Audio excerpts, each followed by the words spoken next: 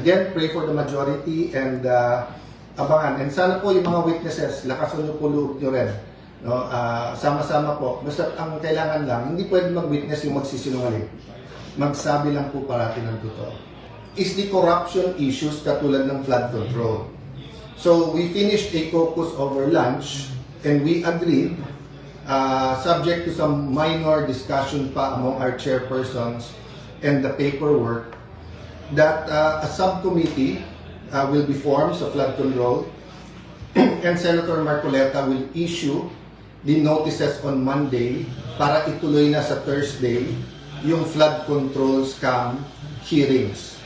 It will be impartial and we want the whole truth and not only some truth or some true, some not true to come out. Kung makikita nyo, may conflict na kagad. Sabi ng ombudsman, meron mastermind. Sabi ni Senator Lacson, walang mastermind. Sabi ni Senator Lacson, ito yung mga dapat hindi imbitahin. Sabi naman ni Senator Marcoleta, ito dapat imbitahin.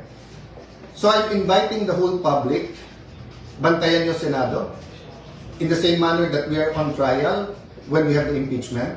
We also have to hold everyone accountable pagdating dito sa flood control. Which goes to my second point. The Committee on Public Order, doon po na-assign yung May 11 events that for us led to the May 13. And ngayon, kung sino-sino nag-iimbestiga, sabay-sabay po ngayon nag-iimbestiga, nagsistatement sa Senate. DOJ, NBI, CIDG, may PNP, may CIDG, hiwalay pa sa spokesperson ng PNP, meron pang so Ombudsman, NBI, DOJ, PNP, CIDG, DILG. Agad-agad pumayag kami sa joint with the DILG at PNP, but at one point, sila na lang. Kami tahimik para independent. Pero kung ano na narinig kong statement, katulad nung sa CIDG na imbestigahan daw si Robin at kami doon sa pagtakas ni Senator Bato. Mismong boss nyo na mismong DILG at PNP nagsabi na May 13, wala pa kayong hawak na warrant at pending pa sa Supreme Court kung pwede nga i-serve yung warrant. So paano naging pagtakas yon at paano naging krimen na tulungan siyang makalabas? So kung iimbestigahan nyo ang buong Senate at majority, kailangan yung imbestigahan ng Chief PNP at SILG. Kasi sila mismo nagsabi, wala namang warrant na isa-serve. So, you know, it's getting crazy. Paulit-ulit na lang kayo na magulo ang Senado. Hindi po ginugulo nyo. Let me backtrack ha. Nung natanggal po last year si Senator Cheese Escudero, lumabas yung anyone but cheese. Anyone but cheese. O, pumayag na si kanina, Senator Loren. Nung February po, iupo po namin si Senator Loren. Doon nagsimula yung mga pressure at doon po nag-impusa na narinig namin na kasama sa deal yung mga kaso. O, sinabi anyone but Loren. O, pag upo ko naman, anyone but Cayetano. To be fair, hindi ko narinig sa Malacanang yan.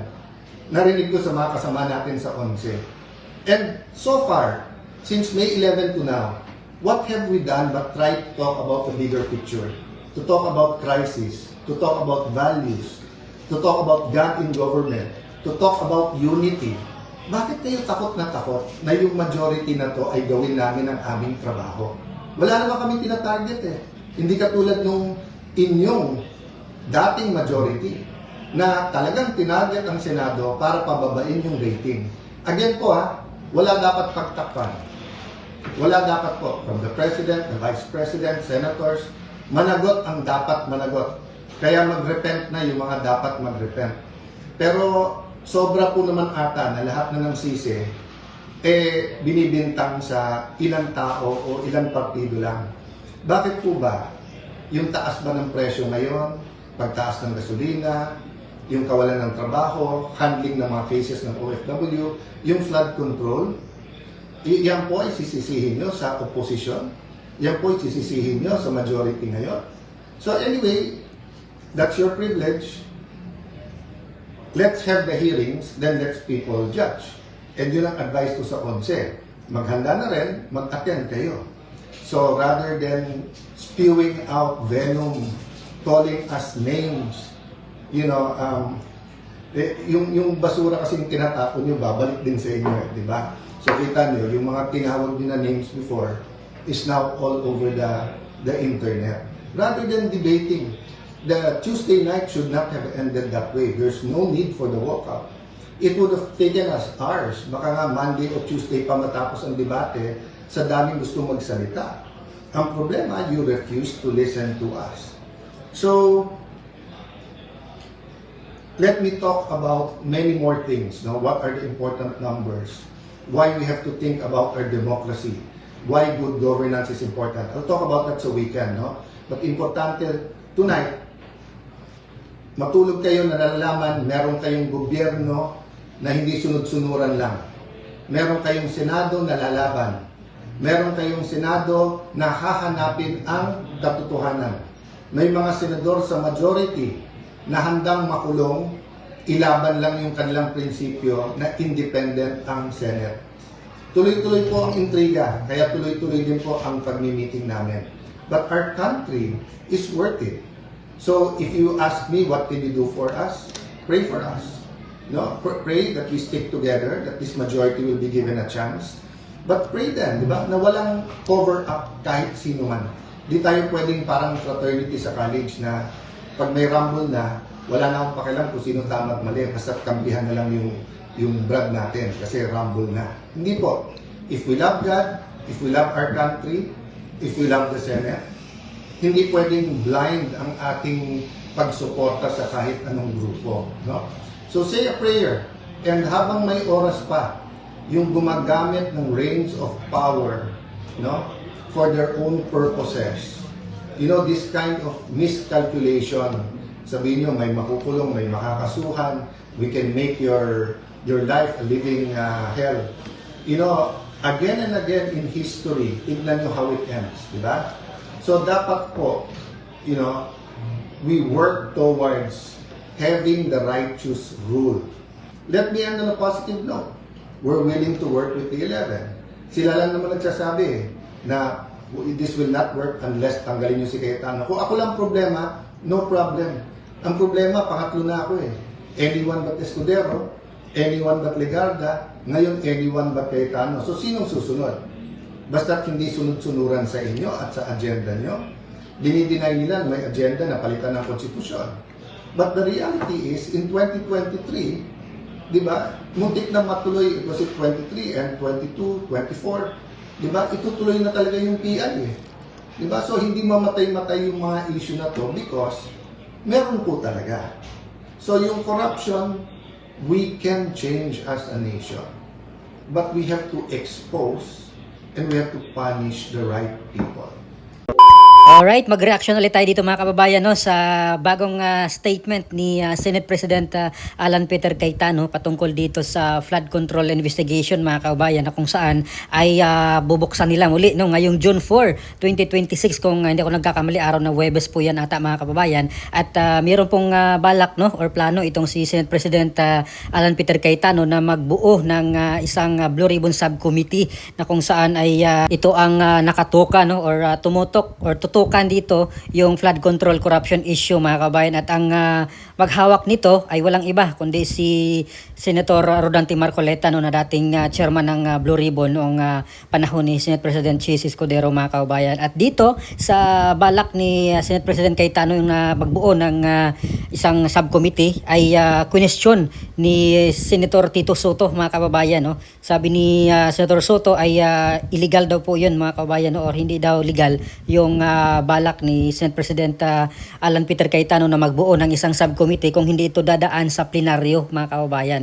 Kapag hindi daw dumaan sa plenaryo ay magiging illegal yung kanyang pagbuo ng committee. At tingnan natin daw sa Lunes no, baka pagtalakayin ito sa Monday mga kababayan pagbalik ng kalang sesyon. So talagang kaabang-abang no itong balitang ito mga kababayan. Sa wakas ay meron ng pagkakataon na imbitahin no sila Martin Romualdez, sila Saldico, yung 18 Marines, yung dating mga opisyalis ng DPWH na dating pinatawag na, yung mga kontraktor, yung dating opisyal ng Marcos administration no, yung dating executive secretary, pati yung kanyang apo at kung sino-sino pang mga personalidad mga kababayan no, na may kinalaman dito sa flood control corruption ay ipatawag po nila. At sabi naman ni Senate President Cayetano, ang mga witness dapat magsalita no, or magsabi lang ng totoo kung ano po yung kanilang nalalaman patungkol dito. Pero yung pinangambahan ko dito mga kababayan, baka sa Lunes itong 11 na minority senators ay baka biglang patalsikin naman itong si Senate President Alan Peter Cayetano mga kababayan. At for sure na ano ngayon nagpaplano na po siguro sila kung ano yung gagawin nila dito. Kasi sabi nga ni dating Congressman Mike Defensor, ito yung pinakadahilan nila na di umano takot na takot sila dito sa leadership ngayon ni Senate President Cayetano dahil dito sa flood control investigation. At ngayong Huwebes, June 4 ay bubuksan ng muli nga mga kababayan. No? So iwan ko lang kung ano kayang gagawin nila kasi si Senate President Tito Soto nga ay question na yung pagbuo no, or balak na pagbuo ni Senate President Cayetano dito sa subcommittee para tumutok dito sa flood control. At ang hahawak dito ay walang iba nga kundi si Senator Rodante Marcoleta mga kababayan. So sana hindi po magtagumpay no, yung pagpapalit nila ng Senate President para matuloy ito or tuloy-tuloy pa rin yung investigation ng flood control mga kababayan at para ma-expose at malaman ng taong bayan kung sino talaga ang pinaka-mastermind no, dito sa malaking or malawakang korupsyon na ito sa flood control mga kababayan. At ipanalangin natin ang majority senators no, na magtagumpay sila sa kanilang mga gawain at hindi magtagumpay itong binabalak ng minority senators na pagpapatalsik kay Senate President Alan Peter Cayetano. Kasi kung nagkataon na mawala sa pwesto no, or matanggal itong si Senate President Cayetano ay tiyak mababaon na naman sa limot itong korupsyon na ito sa flood control kasi hindi na naman yan nila iimbestigahan kung sila yung namuno dito sa Senado mga kababayan. So ano pong masasabi ninyo patungkol dito sa pagbubukas muli ng investigation ng flood control mga kababayan at dito sa pag-question ni Senate President Soto nga sa legality no, ng pagbuo ng subcommittee kasi hindi na nga po daw ito dumaan or pag hindi daw ito dumaan sa plenaryo ay hindi po ito legal. So please comment down below. Maraming salamat. God bless po sa ating lahat.